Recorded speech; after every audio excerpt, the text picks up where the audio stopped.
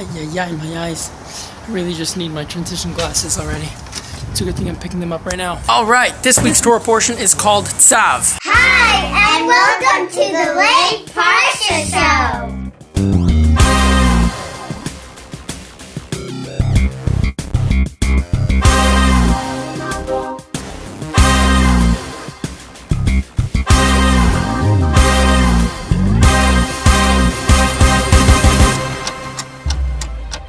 Flight was delayed, so they gave us this box, and receiving a box around this time made me think of matzah, shmura matzah. So refuel your jets of faith and eat shmura matzah. This week's Torah portion, we learn about sacrifices, killing animals. Alright, so let me just warn that this video is not for the faint-hearted.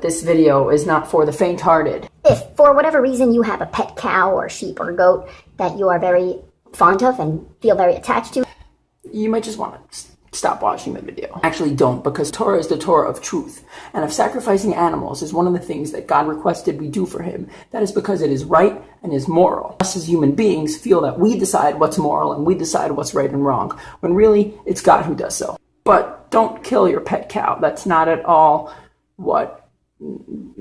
Okay, but sacrificing animals actually seems to contravene some of the morals that we already got from the Torah.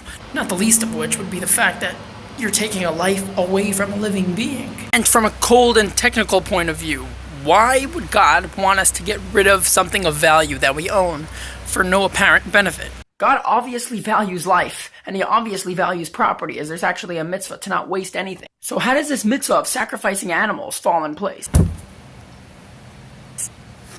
The answer lies in the fact that only the sacrifices from all other mitzvahs in the Torah are called pleasing to God. What's up with that? Gefilte fish isn't pleasing? Why are the sacrifices from all mitzvahs in the Torah the only mitzvah which is called pleasing to God? Aren't all the mitzvahs pleasing? 11th century commentator Rashi explains that the verse calls specifically sacrifices as pleasing to God because God said something and it's getting done. But isn't that the case by all mitzvahs? Yeah, but the sacrifices are something special. A mitzvah like keeping kosher doesn't make sense to us, but there's no reason why it shouldn't make sense. It makes sense to us that there's a reason we just don't know. We can even sort of have this ulterior motive that it's self-discipline. This is what I believe God wants me to do, and this is what I'm going to do, regardless of whether or not I understand. By the sacrifices, there's no such thing. Not only we don't understand it, it totally doesn't make sense to us because it seems immoral. It counters what we know to be right and good. It contravenes logic.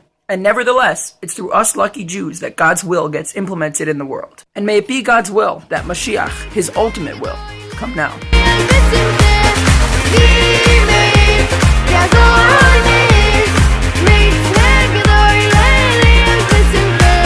While the gefilte fish is usually pretty pleasing to me,